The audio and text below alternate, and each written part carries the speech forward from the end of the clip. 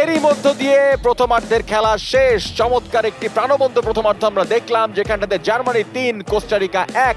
আমরা চলে যাব একটি কমার্শিয়াল ব্রেকে। আপনারাও কমার্শিয়াল ব্রেকে একটু চা নাস্তা করে আসেন। বিকাশের বিভিন্ন অফার ব্যবহার করে আপনারা অর্ডার করতে পারেন ফুড। কোথাও যাবেন না, খাবার খেতে থাকুন। আমরা ফিরে আসছি কমার্শিয়াল ব্রেকের পরে।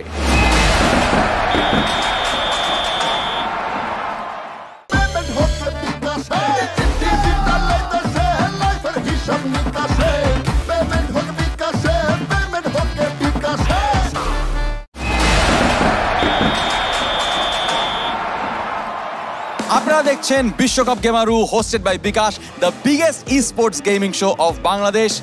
শখ এবং আয়েশা, আপনাদের কাছে জিজ্ঞেস করতে চাই, এই যে আয়োজনটা, এত বড় একটা প্ল্যাটফর্মে দেশের বেস্ট গেমারুরা নিজেদের ট্যালেন্ট দেখাচ্ছে, how do you feel about this? Definitely ভালো লাগছে, অনেক বড় একটা অপরচুনিটি আছে, আর অনেক বছর পর কোস্টারিকা খেলছে, সো এটা নিয়ে আমি খুব এক্সাইটেড। নাইস।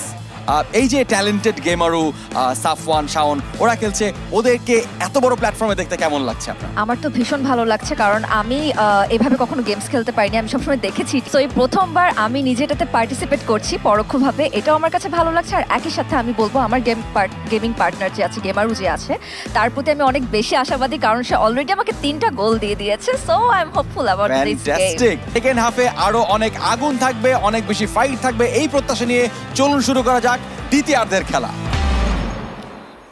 কোস্টারিকা বনাম জার্মানির এই খেলাটাতে আমরা আবারও ফেরত আসলাম দ্বিতীয়ার্ধে।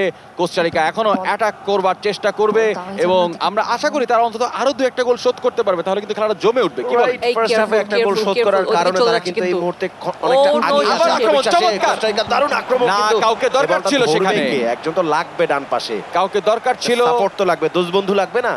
হ্যাঁ, এবং দোস্ত বন্ধু ছাড়া একা একা করা যায় না। ঠিক একইভাবে আপনি একা একা কিছু খাবেন না,